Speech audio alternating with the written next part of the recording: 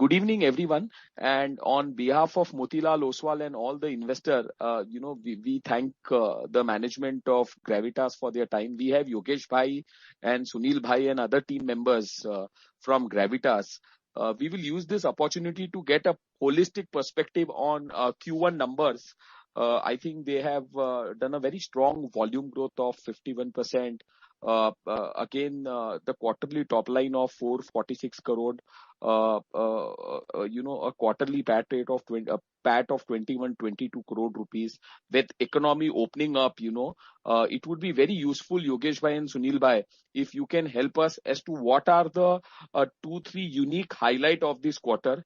Also, secondly, we are almost the August month have started and the economy is opening up. So what kind of level of activity are we seeing for our business and across the key parameters, and how is the outlook for second half? Because by Q3 absolutely everything will be on track. So with this, I would request you to give an initial preface, keeping this quarter into the mind, and then how the outlook looks for second half of the year. So over to you. Thanks, Kenin. Welcome everyone for the Gravitas earnings webinar. So what I'll do is I'll just briefly go through the quarter one numbers and Please. What we have achieved so far, and then we'll take on to the second half or maybe the rest of the year on what we plan to do. Perfect. So I think you've all gone through our earnings presentation. So basically, despite challenging market conditions, we continue to deliver strong performance. Our revenue from operations stood at rupees 446 crores, and it's a growth of 73% on a year-on-year basis. And on a quarter-to-quarter basis, it's a 2% growth, even in the current circumstances. Domestic business continues to lead revenue with a growth of 65% share, whereas overall overseas business contributed 35%. All our segments, lead, aluminium, plastic, had a strong recovery from the same quarter of last year, and a stable demand was present on quarter-to-quarter basis also. If we look at volume price mix, top line growth was supported by increase in volumes, which grew by around 51% on a year-on-year basis to 29,700 metric ton. And also there was an increase in contribution from value-added products, which stood at 47%, which is the highest so far we have had achieved. A company delivered an EBITDA of rupees 37 crores, a growth of 110% on a year-on-year basis, and rupees 18 crores in the same quarter last year. EBITDA margins also increased by 150 basis points to 8.4% compared to 6.9% on a Q1 last year. Margins improved was driven by higher sales of lead coupled with better realizations also. Net profit for the period was 21.8 crore compared to 3.88 crore only last year, same quarter. Superb 460% growth over last year. On the profitability front, overseas business contributed 70% of our total profits, leveraging its strength from closer proximity to procurement sites, as well as clients and higher operational efficiencies in the business. To just summarize, Gravitas has delivered a robust growth even in a challenging time, and looking ahead, growth outlook over long term also remains very strong. We are expecting further improvements in the performance of the company due to various factors.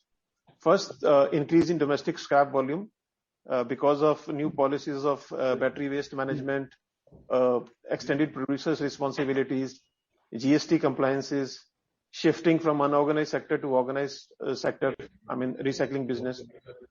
So there is a huge savings in logistics cost, as well as working capital cycle has also reduced because of these things. Also, there is more focus on value-added products and customized products, where company enjoys better margins, which, as I mentioned earlier, also is around 47% currently, and we want to take it to around 60%. Expansion in our existing facilities in India as well as overseas also is a better mix now. We are increasing the capacities, which will increase both the revenue numbers also and the bottom line also. So overall, we are in a well-positioned place now to address the market requirement, and we move forward improving our product mix, enhancing operational efficiencies in our plants, and expanding scrap collections. So that is what has been so far. Going forward, I think for the balance part of the years, we are very confident of achieving the growth targets that we set ourselves, which is around 25% growth year on year going forward for the next 2-3 years, and on a bottom line growth of 35% plus again going forward on the coming couple of years. So that is what currently is. Now, if there is any questions you might have, any queries people might have, then we are ready to answer that. Thank you.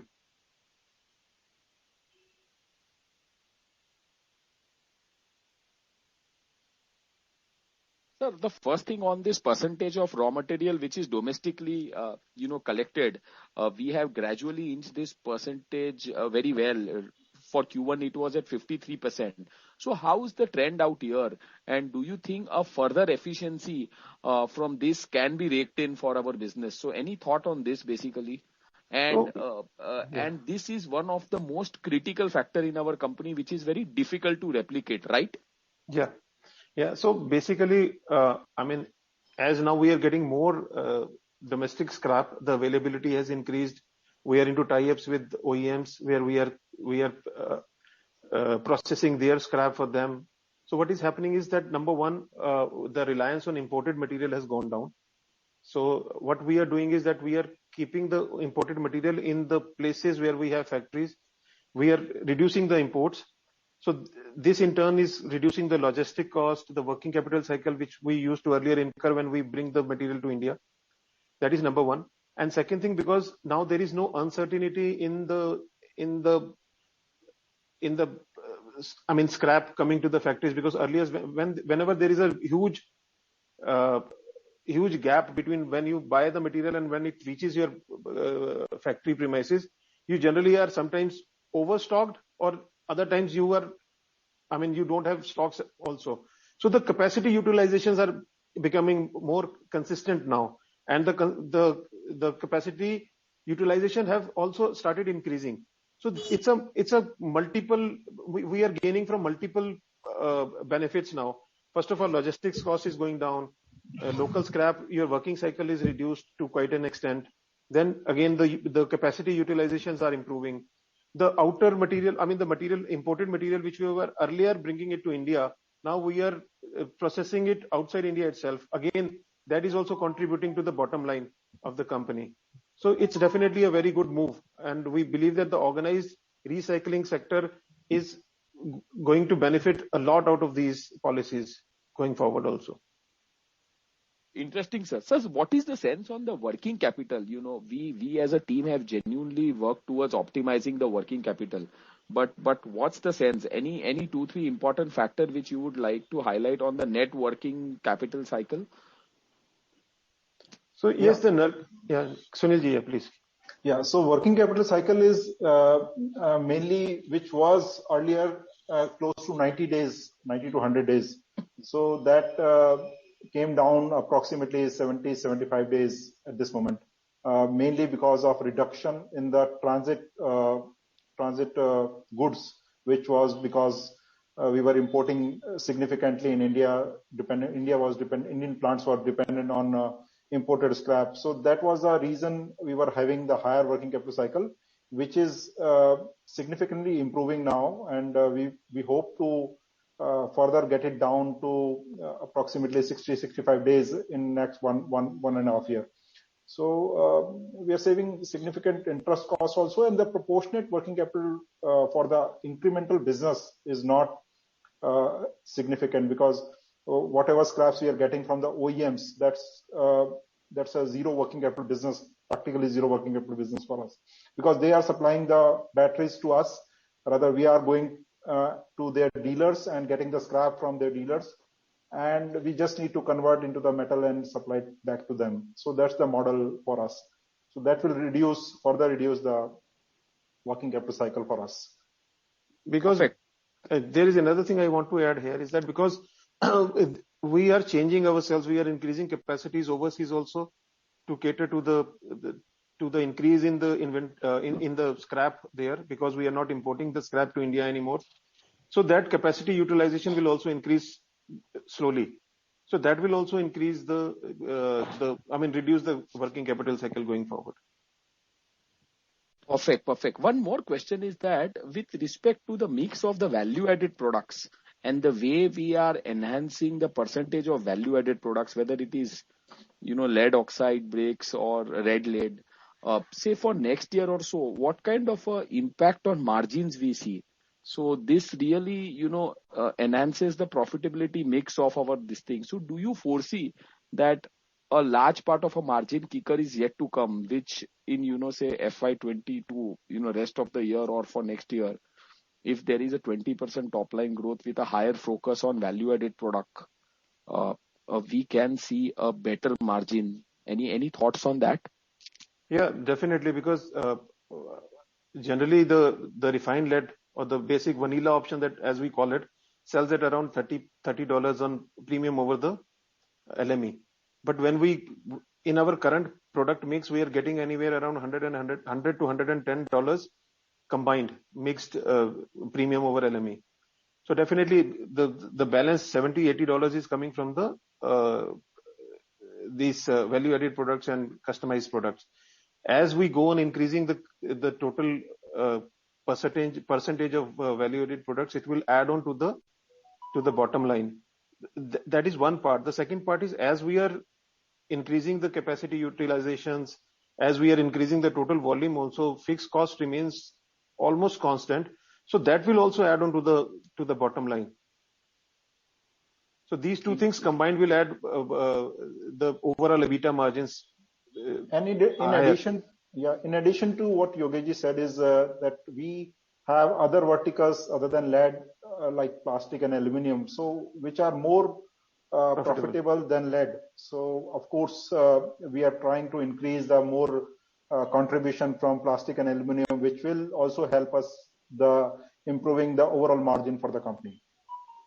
Perfect. We have a question from Sudhir. Sudhir, can you go ahead with your question, and then I'll request any other participants for their question. Over to you, Sudhir.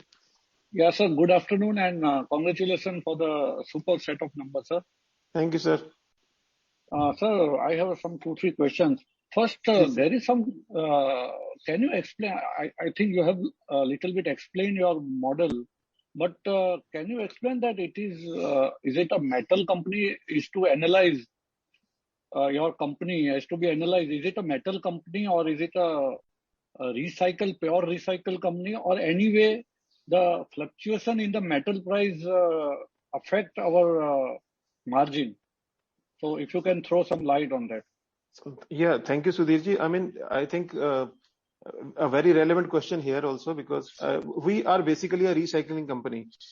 And we don't we don't speculate on metal prices. So what we do is, we are 100% hedged in terms of lead. If we talk about what we do is, we buy and we sell on the same time, generally, to the customers itself. But whatever quantity, if sometimes is unsold or unbought, we sell or buy it on exchanges. So we have almost 0% dependence on the LME prices.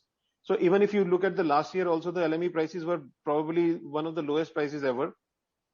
And there was COVID, and still we grew at around 50% in the bottom lines. So there is very little effect of metal prices going up or down in our case, because most of the prices are hedged. So what we do is, because our scrap is also priced based on the metal content in the scrap, and we sell also based on the metal content that to the customers. So there is hardly any delta that we get out of metal price fluctuations. We are a recycling company, as Sunilji mentioned, that we are not one metal company. We are diversifying into lead, to aluminium, plastics, but that is not enough. We are now going into other verticals also. We are starting a rubber recycling vertical. We are starting a copper recycling vertical. Going forward, we would do paper recycling, lithium-ion batteries recycling, e-waste recycling. So it's not a metal company. We are basically into any commodities. We are just a recycling company. And with the current focus on environment, if you even talk about the consumers, the OEMs, the governments, everybody is focusing on the environment. We believe that that is the right space to be. Yeah, understood, sir.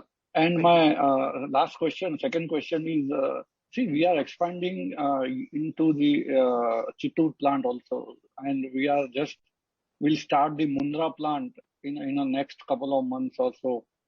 So whether we will get the enough scrap for those kind of expansion. We are also expanding in Ghana also. So how do you see that we will get the enough scrap to feed all our this expansion? Yes, sir. Thank you. And EPR policy, if you can throw light on, how will it work?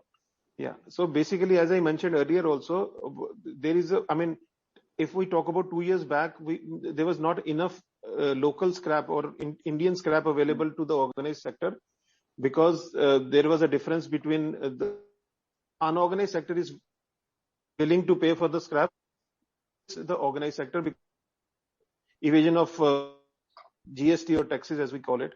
But now with the government becoming very strict on GST implementation, similarly government is also bringing in regulations like battery waste management rules, extended producer's responsibility. They are also forcing the OEMs or the brand owners to start getting the waste back into organized sector or right way of recycling. So this has given us a huge push in terms of the scrap availability in the market.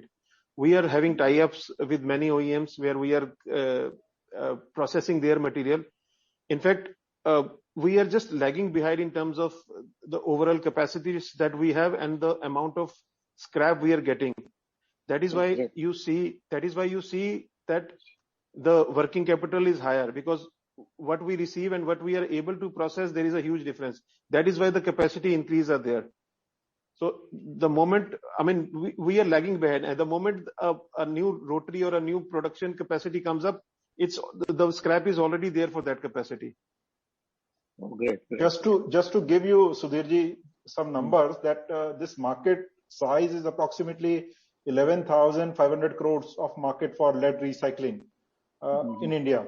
So we're just doing 5 to 6% of this this volume, and we are the largest.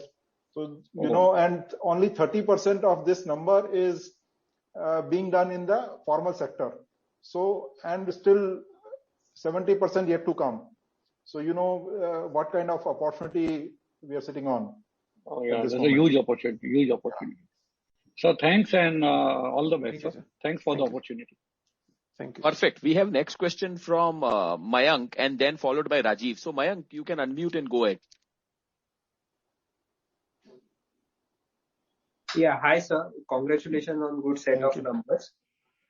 Yes, sir. I generally your Q1 is a lean quarter and Q3 and Q4 are strong quarters. But you have delivered similar numbers as Q4. So what has changed in the business, and do we expect better quarters ahead? Yeah. So generally Q1 definitely is not as good as Q4. And at the same time, this year, because of the COVID also, the situation was not the same. But fortunately for us, our operations were running as usual. But at the same time, we could not do as much as we would want to, because there was certain indirect impact on our business because of maybe shipping irregularities, because the supplier side was not ready to take on as much material. Otherwise, we definitely would have done even much better. It's a simple thing is that, we are growing quarter on quarter for the past 2 to 3 years, because we are a growing company. We are investing in capacities. We are regularly improving the capacity utilizations. We are putting up new capacities. So you will see a growth on quarter to quarter basis. We've been doing it for the past 2 years, and you will keep on seeing this quarter on quarter improvement going forward also. So it's not an issue, because we are putting in new verticals also. We are growing in the new verticals also. The plastic and aluminium capacities are also increasing, and so overall it's a growing concern. We are increasing capacities, we are utilizing more. So it doesn't matter whether the Q1 is lower market wise or higher. Our quarter on quarter you will see growth because of these things only. Right, sir.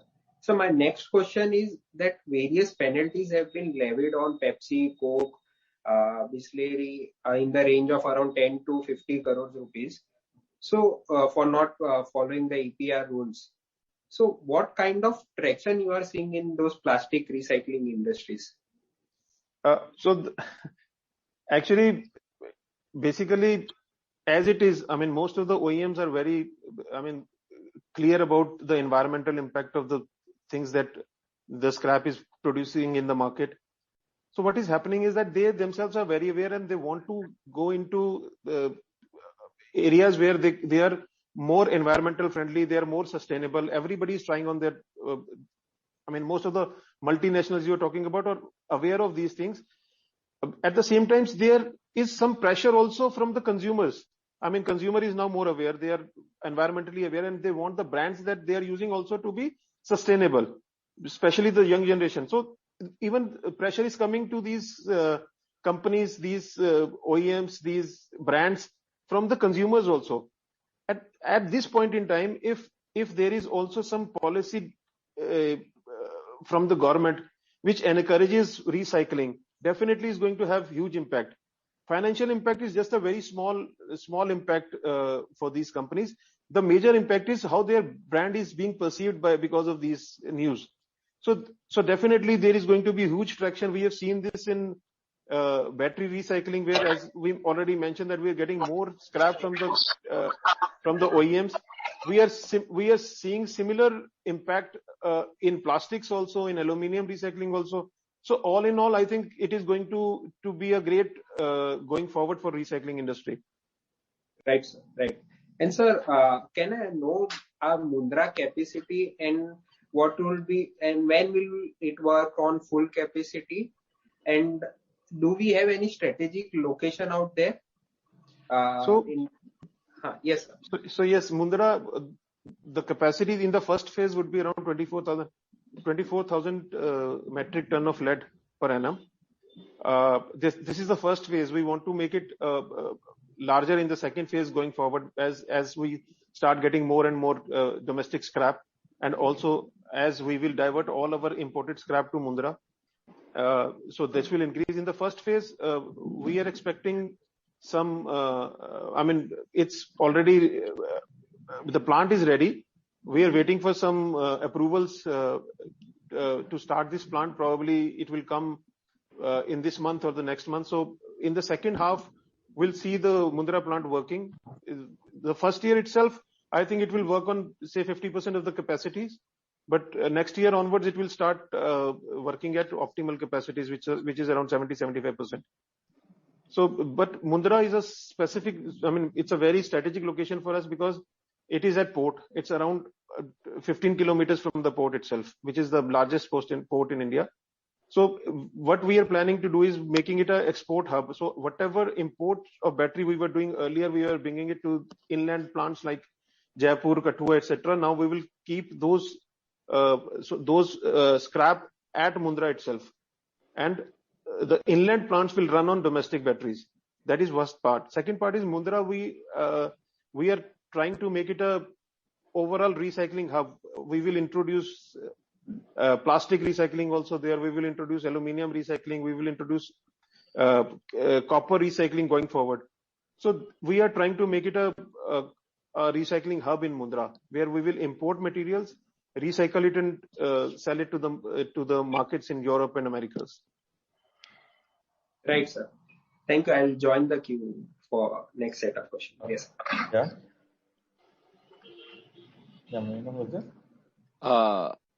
Pritesh, you can go ahead with your question, followed by Akash. Yeah. Hello. Hello. Thank you for the opportunity, sir. My question is, in lead, a lot of this scrap is institutional scrap in India. So even if we put 11,000 crore as, let's say, the market, my guess is it is unlikely to take a big piece of the market because it's the battery manufacturers who will be probably supplying the scrap. So there they would be largely doing in-house. Is this assessment correct, or there is some error in my assessment? Can you just again rephrase your question? I couldn't get it properly. Sorry. Is it audible, first of all? Yeah, it's audible. So I said in India, a lot of the scrap in lead is institutional in nature. There's very less retail scrap because the batteries are being rebought by the battery manufacturers. So in that case, is there an opportunity for a standalone recycler, or the opportunity, though on an overall looks 11,000, but opportunity for a recycler is limited in case of lead? So I think your question is whether these big OEMs can do backward integration and start recycling batteries, right? Yeah. Is that right? Yeah. So today what they do they sell out the entire scrap to recyclers like us, or do they recycle it in-house? So yeah, it's a combination in the sense that first of all, they were not collecting the scrap earlier. They were just buying finished goods from Indian companies. They were importing finished goods, and the batteries were going to the unorganized sector mainly. But now when the government have forced them, they have started collecting these batteries back. So the government is forcing them to now start collecting and start getting it recycled. I mean, to the extent of around 99% of the batteries that they sell in the market. So first of all, creating such a huge capacity in itself is a big issue. So what these OEMs are doing is that they are looking for partners who can do it for them. They are not interested in recycling. They have not done it so far. But at the same time, they would also start putting up their own plants. But even those plants will not be able to solve the entire problem. They need recyclers like us, because their plant would be in one location, whereas the collection of batteries would be from all around India. So they need people, regional people who can do it. Fortunately, Gravita is the only company that has pan-India operations. We have plant in North, we have plant in West, we have plant in Central India, we have plant in South India. We are looking for opportunity to set up plant in East India also. So what this does is that we can collect scrap batteries and bring it to the nearest plant, saving logistics cost, and then serve these OEMs to the from the plant that is nearest to them. So saving them also logistics costs. So overall, they would not be able to process, even if they want to, they would not be able to process the entire scrap by themselves. They need partners like us. But as it is, I don't think that is their strength, because recycling is a total different ball game. And even if they set up plants, I think that will be mostly to abide by the law. If partners, they can't find partners like us. As Sunilji mentioned, we are only processing 5% of the total scrap. I mean, they have to collect 100% of the scrap. So in addition to a capacity increase by players like us, they would also need to set up capacities themselves. What is the capacity for lead, aluminium and polymer that we have today, and what is the incremental capacity that we are adding in lead, polymer and aluminium? Why expansion? So we have a total capacity of around 160,000 metric ton per annum combined. Okay. And out of which around 80% is for lead. So and we, as I mentioned, that we are planning to increase 24,000 metric ton per annum of lead in Mundra. Similarly, we would be adding another capacities regularly as and when we get scrap. I think I probably did not mention that, but we are also in the business of giving turnkey solutions to battery recycling companies. What we do is we have the capabilities to set up plants and run those plants. We give turnkey solutions to others also, and we make our own plants. So capacity, if you have to increase the capacities, we do it ourselves. So it's easier, cheaper, and much faster for us to set up new capacities than for people who just recycle. So we have 160,000 ton in which lead is 80%, and incrementally as of now in FY22 we are adding Mundra at about 24,000 ton. Yes. And how about the other plant, Ghana, when it will come, and Chittor when it will come? Ghana is already there. Mm-hmm. But we will be increasing the capacities in Ghana also in the next year. I mean, partly in this year, partly in next year, but it will be giving us results in next year only. Chittoor also we are adding capacities of refining this year itself by October, November. So small brownfield projects or increase in capacities we are regularly doing in all our plants, mostly all our plants. But apart from Mundra, there is no greenfield project that we are putting up this year. And this 160,000 ton, what was the utilization in FY21 and what is the expected volumes in FY22?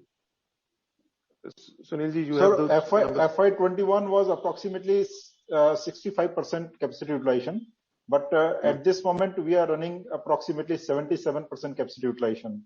On this 160. On this 160, yeah. And sir, just 2 more additional questions. So we usually do business at about 10 rupees EBITDA per kg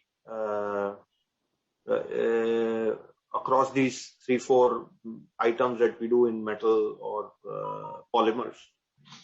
Is there any key downside risk to that? And when I'm listening to you today as well, if you're operating at, let's say, a 7% or a 8% margin, and we have a 75-day working capital, our incremental sales will always be a negative negative cash flow. So I am still unable to comprehend how. So what will happen as you keep on growing? You need a form of capital, whether it is debt or whether it's equity. So yeah, partially if we grow, we would need to increase the working capital. That is true. But as we mentioned earlier, that there is a slight shift in the model that we have done. Earlier, we were importing all our materials into India. That needs more working capital because all the scrap, it takes around 40-45 days till it reaches India. So now that model has changed. Now what we are doing is we are more and more now are reliant on the domestic scrap itself. So which is probably zero working capital cycle model because we buy it from OEMs and then we give them the material. So till the time we give them the material, there is no money involved in that. So that model will reduce the working capital overall. So we think that going forward, even with the increased capacities, the working capital will not increase. It will not go down immediately, but it will not increase. So with the same working capital, we will be able to achieve higher volumes. So with the same absolute working capital today in the business, how I should comprehend the total absolute working capital today in the business, you will grow higher volumes, higher business with the same working capital. Yes. Yeah, because if I have to then do the math, which you were mentioning just some time back of 75-day, 90-day net working capital coming down to 75 days, even if going down to 60 days. It will go down to 60 days. So even if it goes down to 60 days at 10 rupees kg, it still is a negative cash flow. And one more thing I can add is that this 10 rupees calculation is also improving on account of more volumes and more value-added products and change in the product mix also. Like aluminum is giving us approximately 15 to 16 rupees a kg, which is higher than the lead or plastics. That must be because of better realizations in aluminum, right? It cannot be because of the business. It must be because of the cycle, right? It is because of business, because we are doing it in the overseas. We are collecting the scrap from the last mile in aluminum business. Earlier, we were just doing we were just importing the scrap in India. We were just processing it in India and selling in India. So that model we have changed now. We have already set up 2 units outside India for aluminum recycling, and we are collecting it over there, getting the scrap cheaper over there, processing it and exporting to different countries. So where earlier we used to get only 7-8 rupees a kg for aluminum, now we are getting approximately 15-16 rupees a kg. So that's further improving the volumes in aluminum business will give us more. That average will be higher than this 10 rupees. But you mentioned that you're saying that it is a negative cash flow business. Why are you saying that? Because every 100 rupees sale that you do, your margin is about 7-8%, and your working capital need was 90 days. So then you need how much? 25 rupees of working capital, but your EBITDA is 8 rupees.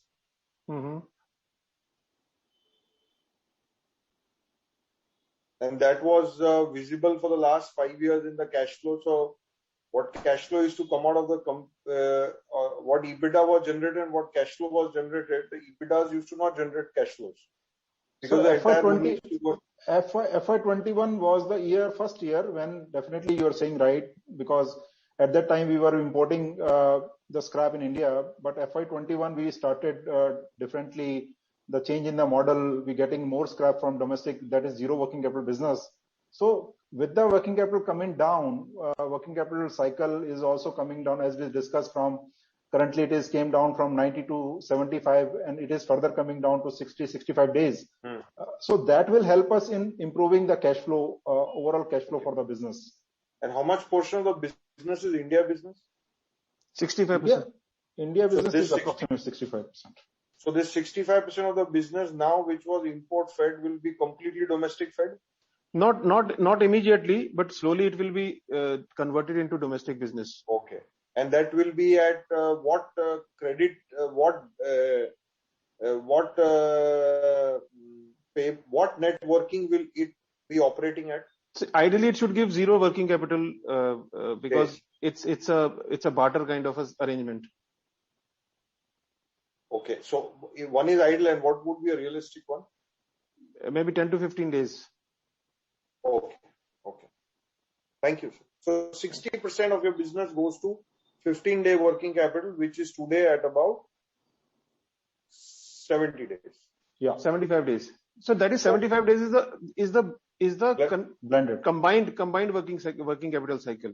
So what is India business today at working capital today? India is approximately 85 days, 85 to 90 days. So 85-90 days has to come down to 15 days. Eventually, yes. Eventually, yes.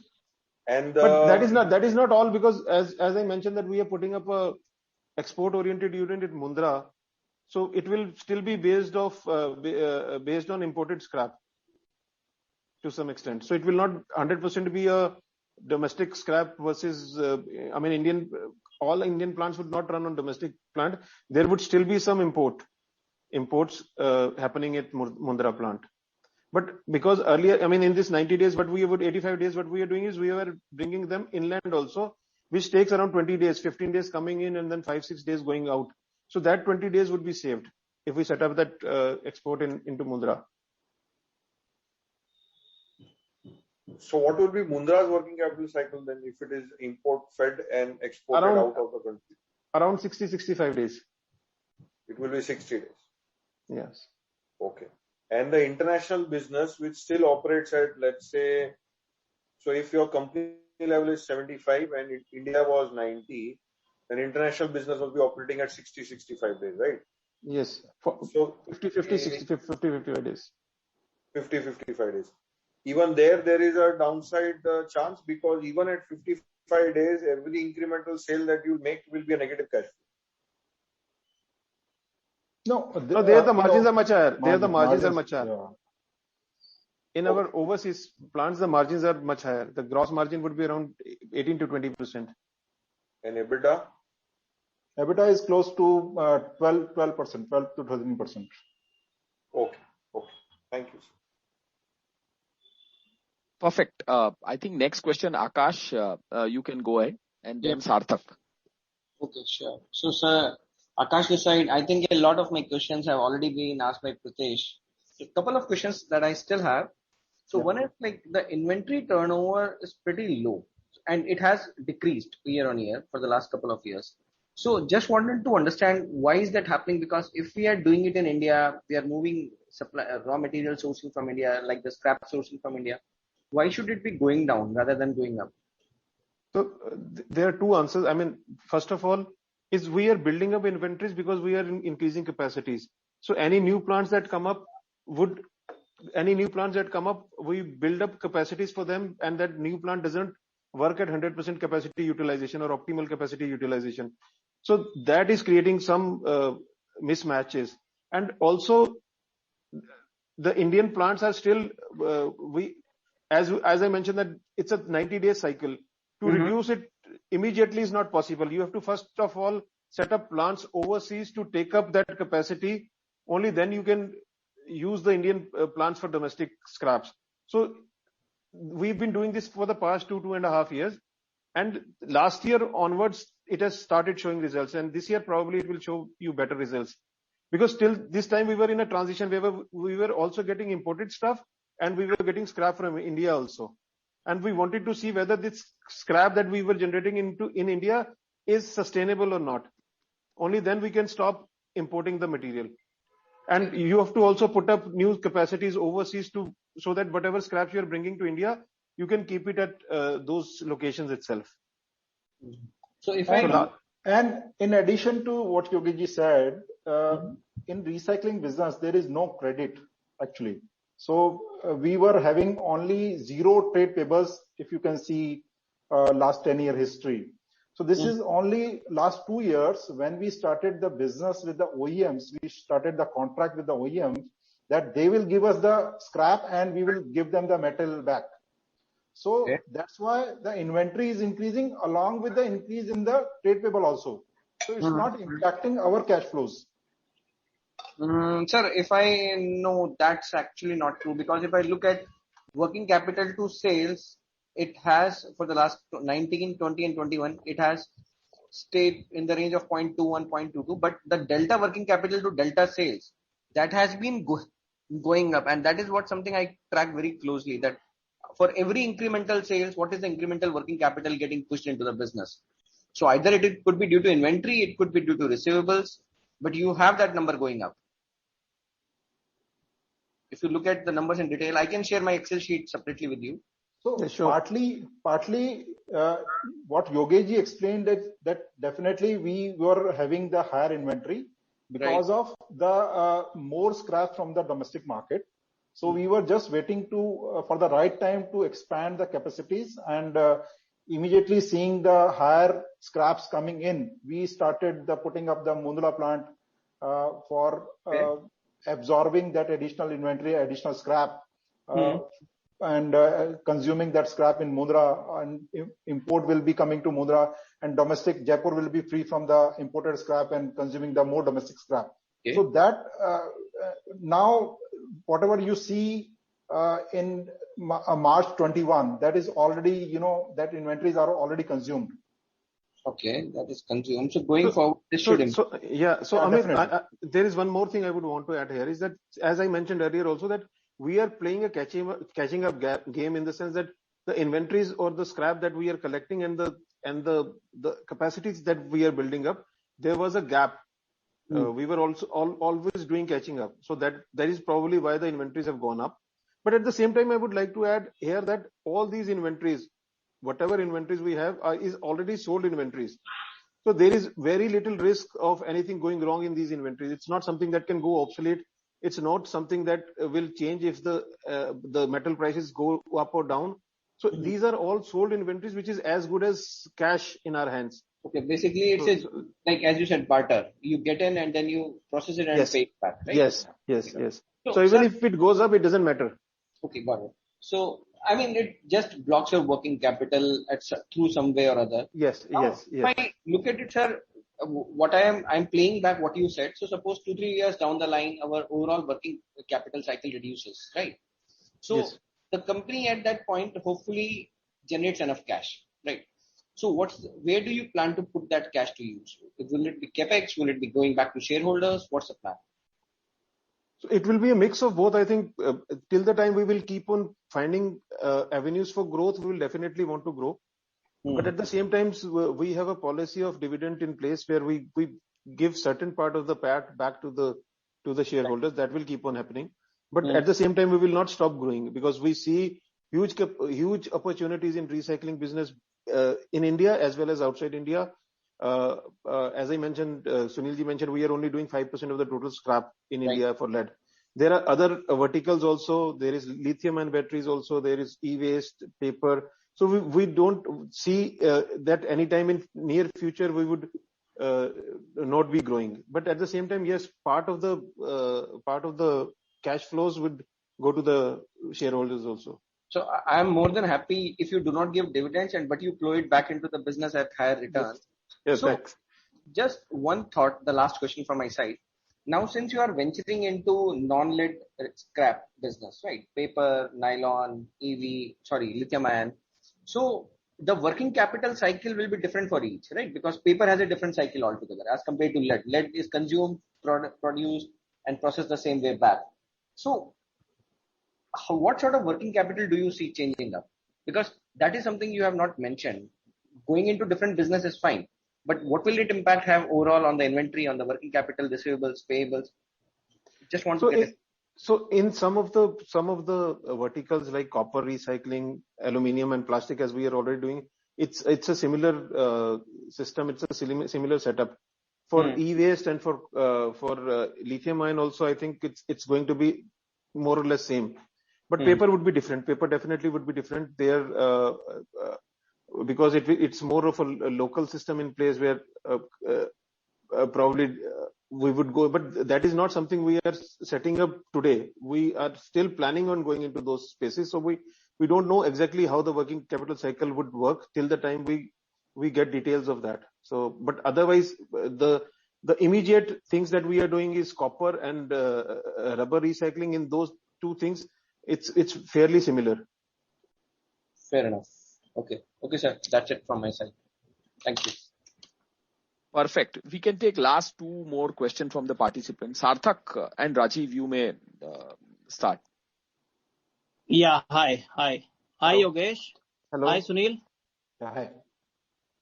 Congratulations for the good set of numbers. Thank you.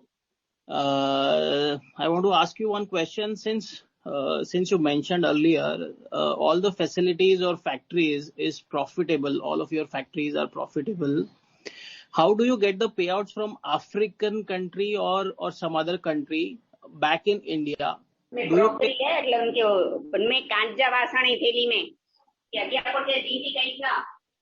Sorry for this. Yeah, can I go ahead? Yes. Yeah, please do. Yeah. So how do you get the payouts from an African country or any other country? Say, is there any regulatory or government issues you face in bringing back money in India? I mean, how is the structure like? Yeah. How the money back in India? Definitely. So the structure is that we have a subsidiary in Netherlands which owns the overseas business, including Africa business and Central America and Sri Lanka also. So all these subsidiaries, each country is owned by 100% owned by, other than Sri Lanka, 100% owned by Netherlands entity. So the money which is earned by each of this subsidiary is flowing back to that Netherlands, and Netherlands is using that money for investing in the new geographies, new business or expansions, whatever all these subsidiaries do. So we till the time we don't need the money which is to be needed in India, because as soon as the money will be in India as a dividend, it will be attracting the tax in India. So we don't want that tax to be brought in just for bringing that money without use on India. So we are just waiting for the right time. Whenever we have some expansion or some merger or acquisition opportunity in India, and we need a money flowing from Netherlands to India, it can easily flow to India with tax, just implication of tax. So we never had any issue in flowing money from African entities to Netherlands. It is continuously flowing, and till the time we have not brought any money to India for use in India. So we are using it for the overseas expansion itself. And most of our plants are export-oriented units, or they are in free trade zones in all the countries that we are present. So expatriation of money is not an issue. Okay, from start till till today, no money has come to India as of now? No, it has come. It has come. Okay.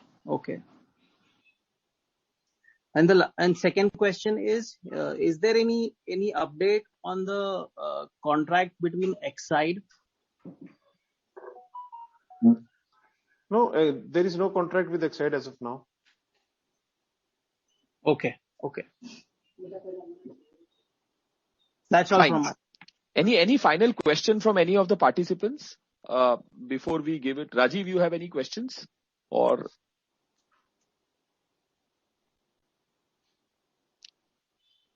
Rajiv or Sarthak or any of the participant has any final question? That's all from my side. So good, Yogesh Bhai and Sunil ji, thanks a lot for the holistic perspective which you have imparted. I think, on behalf of everyone, I wish you all the good luck. And if there are any further follow-ups from any of them, we will come back. But certainly, the trajectory of the business side looks very good. And I think over a 2 to 3 years down the line, our diversification into other product category will only give us a strong operating leverage, and that can further reinforce the entry barrier for our company. So wish you good luck for the trajectory, and maybe we will touch base once again after the Q2 earnings, definitely. Thanks a lot everyone for their time, and thanks Sunil ji and Yogesh once again. Thank you very much. Thank you, Kenin. Thank you all. Perfect.